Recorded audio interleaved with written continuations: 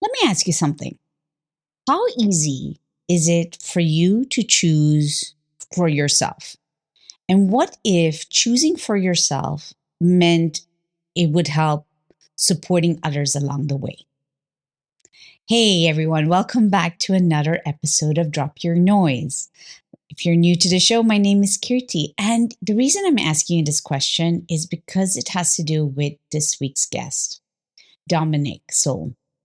Now, I met Dominic when I had just moved into Canary Wharf at the right end tail of COVID. And during that period of time, Dominic had joined, and this co living space was undergoing a massive change. So it had to do with dealing with a community that was quite challenging, restructuring the team and the vision for this company, and having to stay calm during this entire process. Now, if many of you know, COVID was very challenging, even mentally, for many of us. Dominic stayed cool throughout the process. So we ended up getting to talk here and there. And I was fascinated at how much his life, his heritage, played such a big role in how he shows up in his career. And it had a lot to do with the self-belief we have with ourselves.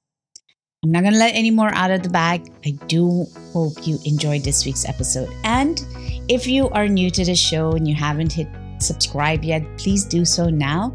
And look forward to catching up with you at the end of the episode. So, what do you want us to drop our noise about? I'd say, I think, just sort of scrolling through your book, I'd say that self-belief, I think, is the biggest one for me. Focusing on, just having that self-belief really is so vital, so important to actually being yourself, loving yourself, and making the world a better place. I know we say that a lot in this world, right? We hear that a lot. But then yet, looking at the world the way it is right now, why is that still the hardest thing? Why do you think it's the hardest thing still? Unfortunately, it is the hardest thing because there's so much content out there making you feel like you shouldn't value yourself, you shouldn't love yourself. There's so much images of picture perfect, body beautiful people, and sometimes without even thinking about it, people body shame because it's subconscious. It's become so natural almost. Yeah, but so take me back to your self-belief then. Yeah. If it's so important, or you say it's so important, did you struggle with the self-belief for yourself? I did. And for me, that stems from a very young age. I had a very sort of disjointed childhood, I would say. Before my 13th birthday, we'd moved home at least half a dozen times, if not more. I was one of 5 siblings. And my eldest brother, so I'm the second eldest. My eldest brother is actually my half brother, so different father. And on my dad's side of the family, he was never sort of completely accepted in the family. So my mom always felt she needed to be slightly more protective of my brother. My 3 younger siblings are all girls, and they were all daddy's girls. So I almost had that middle child syndrome, because my brother was my mother's child and my father had his 3 girls. I sort of felt left out.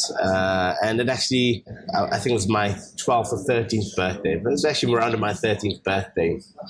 I'll never forget, I was just so angry with the world because I didn't have a feeling of self-worth. And I stood in the middle of a field, and there were a couple of expletives, but basically I shouted in the top of my voice that, screw the world, I'm Dominic Sauls, and I love me. This was at that age? At that age, yes. Okay, but not many people know this. You're from South Africa. Yeah. Was that before apartheid when you did this? That was literally at the end of apartheid. It was the end of that? Yeah. Was there still a lot of that struggle? Did that also play a part on the self-belief? It did. It did. Being told that you are inferior to a white person, not being accepted by the black community because, again, the whole thing with apartheid was creating that segregation. So whites were superior. Colored people lost the vote a couple of years after the black people lost the vote. So black people distrusted colored people. There was clear separation between all three sort of major races in South Africa. And going to primary school, again, my mother always tried to ensure that we got the best of education. So I actually changed primary school twice. Third time lucky. I went to a Catholic school in Cape Town city centre itself, right opposite the government building, House of Parliament in Cape Town. I was one of, I think, 6 coloured children in the school, predominantly white. There was some black children in there. So even there, I struggled fitting in because, again, I wasn't white, I wasn't black. It was difficult for me to fit into that school. Did you code switch? Did you change who you were?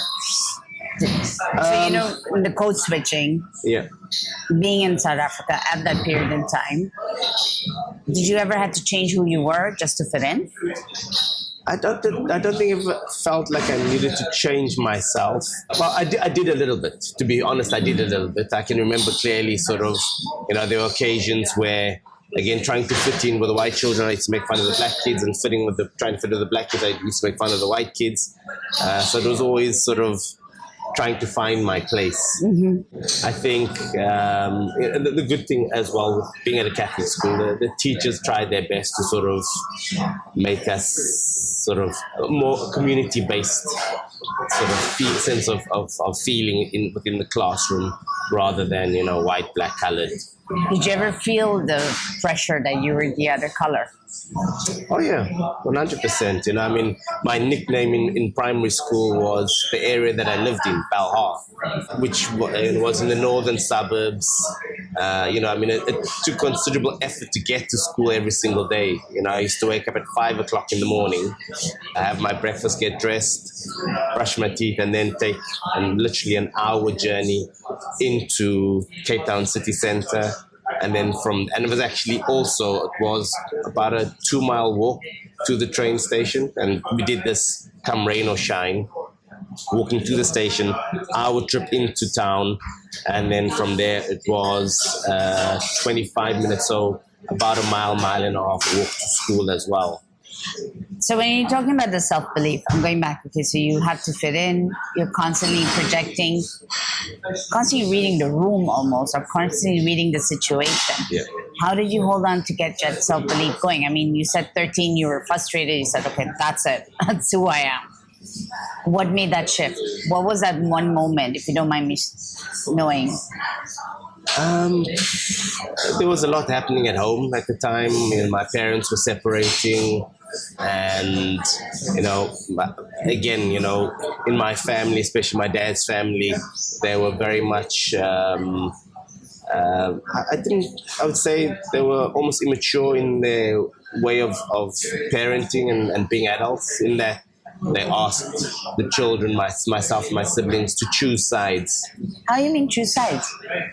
Well, very much you're either a Sauls or you're not a Sauls. So either I'm my father's son, or if I choose my mother, then I'm not a Sauls. So okay, hold on, backtrack here. You had to choose them between parents.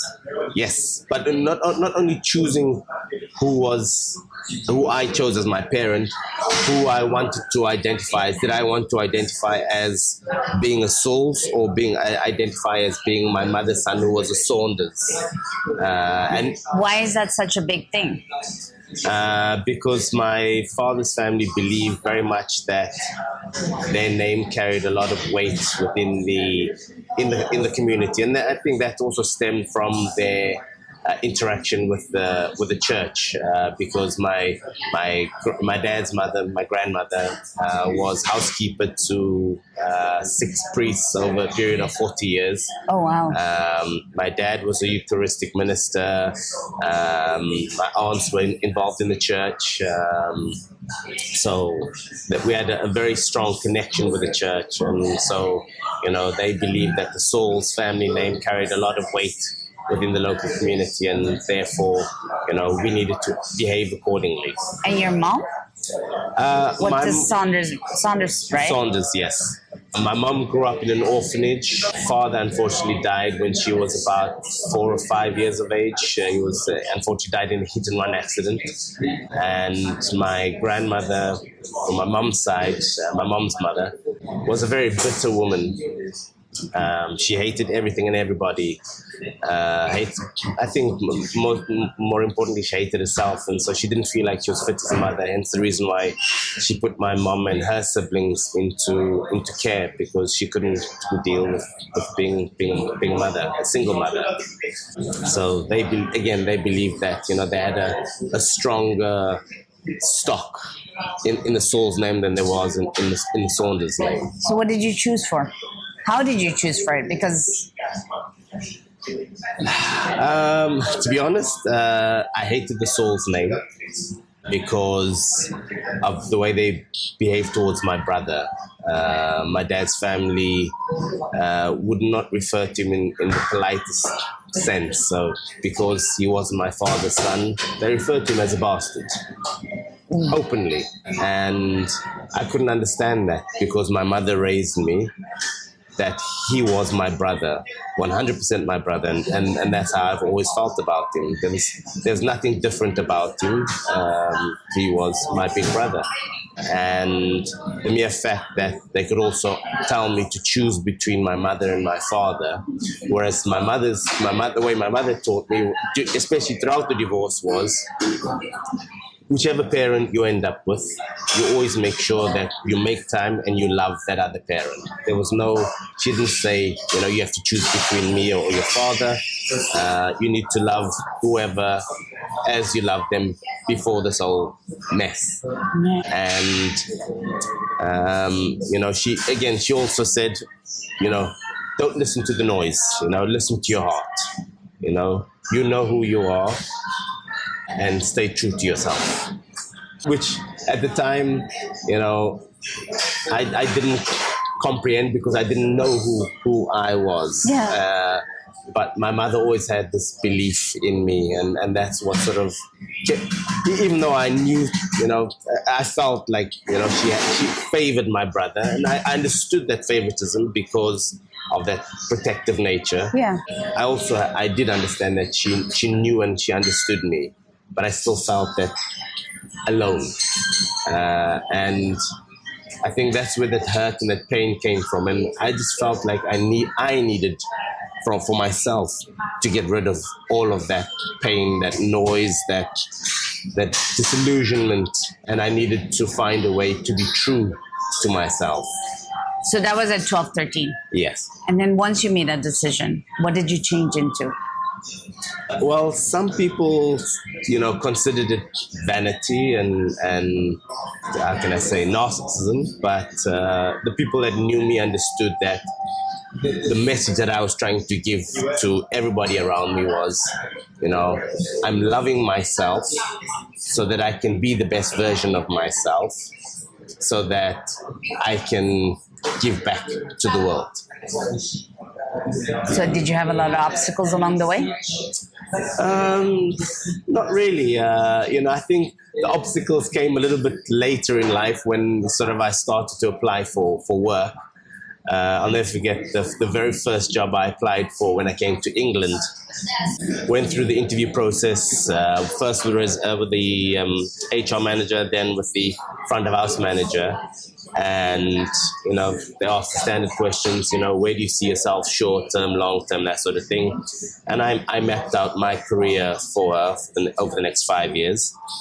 And they said they'd come back to me. I got the job, and then first week on the job, the front office manager sat me down and she said to me, I just want you to know that I'm giving you this job because I see something in you that I like, but at the same time, I'm also a bit skeptical because I felt you were a bit arrogant and too self-confident in the interview. So now's your chance to prove me wrong. And I proved her wrong within 2 weeks because, again, in five-star luxury hotels, you have the opportunity for you have to shadow somebody for the first 2 weeks. You don't actually physically get involved with the operation. You have to stand behind, watch the people operate, and then after 2 weeks, you can get stuck in yourself. After day 3, I was on the desk doing everything that a receptionist was doing. And after 2 weeks, I was actually one of the best receptionists. And when I say the best, I never ever consider myself better than anybody else. For me, it's about, being the best version of me. So for me, if we have 200 checkouts and there's 4 people on the desk, if I'm doing 70, 75 checkouts, even 100 checkouts, doesn't make me better than my colleagues. It just makes their job easier, and I enjoy it because I enjoy the thrill of being able to achieve so much. I understand the mistaken confidence almost, especially when we are from people from different ethnicity, right? There's always that, oh, now that person's too much. We've heard that. Yes. So what do you define as leadership for you? Knowing that you were raised in South Africa, you went through all that. You were on your journey to self-belief. You've done quite a bit in leadership. You do a lot of change management as well. You're heading into a new role. So what does that every step of the way? What do you say is your leadership or ethos? Again, I think you really hit the nail on the head there. Growing up during apartheid, having instilled in me a very strong belief system and values, especially from my mother. I would say it's being inclusive. That as a manager, as a general manager, it's about inclusivity. It's making sure that you have a very dynamic team from an array of backgrounds to bring color, to bring perspective to the operation. And it's most importantly, it's leading by example, showing passion, showing motivation, understanding your team, understanding what motivates them. Because if you don't understand them, then you can't motivate them. And if you don't take the time to invest in them, then you lose. First, you lose your own way, and you lose your team. I find it funny you saying learn by example. So is that what you learned from your father?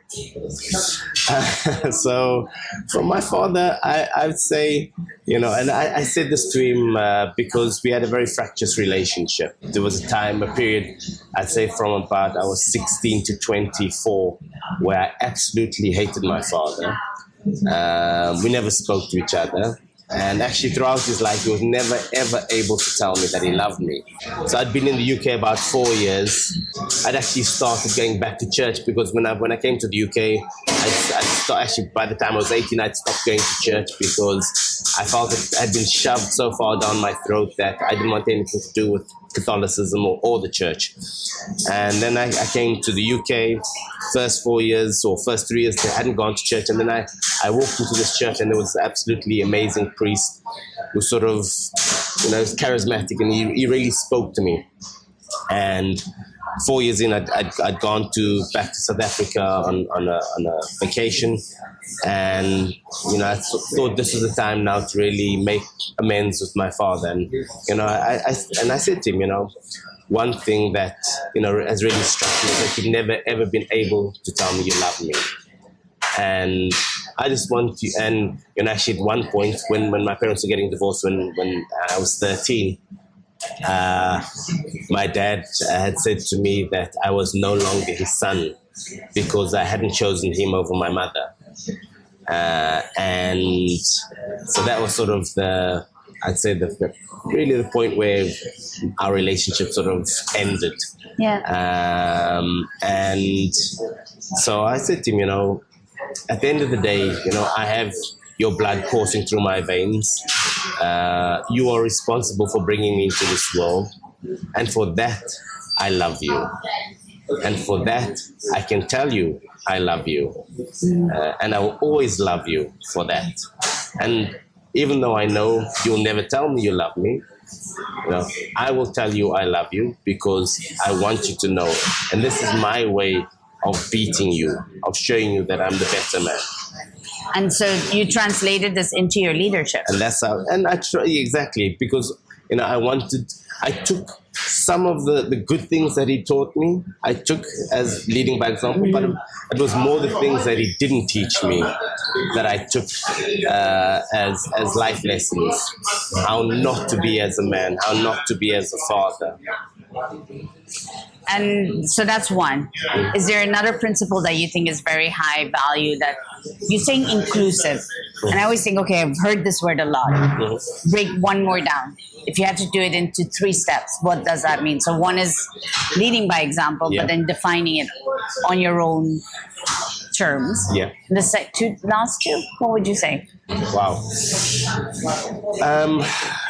Again, so I'll come back to the inclusivity aspect. I think, for me, again, coming from that background where I didn't feel included, I didn't feel like, we had that sense of community, even though, I didn't have that in terms of that racial aspect. I'd say, again, in my father's side of the family, it wasn't all doom and gloom. What they did give me was that sense of community and giving back to the community, being part of a church. I'll never forget, one of my first charitable projects was supporting a local home for disabled. So I used to go in at 15, 16 years of age, and I used to help with the bathing of some of the children there, and it was difficult to see children with deformities and that sort of thing, but it also helped me appreciate the gifts that had been bestowed upon me, my sight, my hearing, mobility, all these things. It made me grateful. It made me sort of, and again, that fractious relationship with the man upstairs, because even though it was shoved down my throat, I still had this deep down this belief that, somebody up there was looking down on me. And coming back to the inclusivity, I wanted to make sure that whatever project or whatever team that I was a part of, that nobody ever felt like they were not included. They were separate because of their sex, creed, race, and how I created that sense of community, even when I wasn't the manager, was always making time for people. Getting to understand their home life. And, again, my first senior role was at the Royal Garden Hotel in Kensington, where, the same hotel where the front office manager told me that I was arrogant and that, after 6 months of being there, I was promoted to a supervisor. And the first thing she said to me was, a supervisory role is the most difficult step that you'll take in your career, because now you're no longer a friend, you're now a leader, and you need to lead those people that you were on the same basis with yesterday. And more importantly, you have 50% of your colleagues that have been here 2 years. I mean, there'd been 2 colleagues that had been there 5 years, and I was promoted over and above them. Again, what really stood out for me was that everybody accepted my promotion, because again, they all understood that my whole perspective on life was bringing everybody up with me. So even though I was promoted, it was about elevating the entire team through my performance, through my leadership, and through how I say how I communicated with them. Even though I was a leader, didn't make me superior to them. It made me just a leader. And a leader can lead from the front and a leader can lead from behind. And sometimes, it's about taking that step back and leading from behind, giving other people the opportunity to shine. Did you ever expect to be in the position you're in now? Yes. And it stems from, I'd say, back in South Africa, my first general manager, my second. So the first hotel I worked at was the Mount Nelson. I was there for 3 months, and then I got the opportunity to be part of an opening team at the Table Bay in the waterfront. And the GM there at the time was a very charismatic gentleman by the name of Jan Mestriner. And the first thing he said to me, to the entire sort of opening team when he introduced his leadership team, was, "We are all ladies and gentlemen, serving ladies and gentlemen." And this was the first time in my life where I had a white person, a white European person, telling me that I'm no longer subservient to anybody. Even if somebody's paying the equivalent of my entire annual salary for one night in the master suite, he's not superior to me. He's a guest in the hotel, and I need to treat him with respect. But similarly, he needs to treat me with respect. That's huge. And that was massive for me. I mean, the minute he said that, I sat up straight, and I had this profound sense of pride in myself and in my uniform. And I said, I want to be like that man. I want to be able to instill that sense of pride in my team. So that's probably the third part of your leadership values. Yes, it That's is. interesting. The community, pride for oneself, and that certain self-belief. So there is where respect yourself, respect others is like a coin. Yes. That sounds like a coin. I never even saw that with myself in the book. If you had, for all that you know, looking back to everything you know, if there's one thing you wish people would know that could make all the difference in the world and the current times we're facing, what would you share with them? Wow. I would have to say, again, I think you touched on the point early on. There's a lot of lack of self-belief, a lack of self-love. And I think for me, that is the most important message that I would give to my younger self and to anybody. And I try to instill in my children as well. How can you do that without coming across as that narcissist? I think it's, I like to always back up what I say with an anecdote. Well, it's about coming back to sort of my childhood. It's about talking about how I grew up, and it's about, because of that lack of belief and lack of self-worth and lack of love for myself, that it held me back. And it's by accepting who you are, not accepting your environment, because your environment is the one thing that you can change, that you have the power to change. It's accepting who you are. And that will give you the power to change your environment and give you the drive to follow through on your goals and your dreams. I really like that. I'm actually going to end it on that one because I don't want to go any further than that one. That's important. I didn't see it as finding acceptance at such a young age by not leaning into the environment, because that's something you can change. I think that's quite powerful. Hey, so what did you think of the episode? How did it make you think about your own self-belief? What I found so fascinating in my discussion with Dominic was that he said choosing for yourself, becoming that best version of yourself, is then how you can help and support others. Often we think about choosing for ourselves with some bit of limited lenses. But if we widen the scope and think about that we're improving ourselves for the benefit of others, what would that really mean? And how would we treat our self beliefs in the long run? For me, I think this is very crucial when I think about the whole burnout factor, but I wonder what you think about it.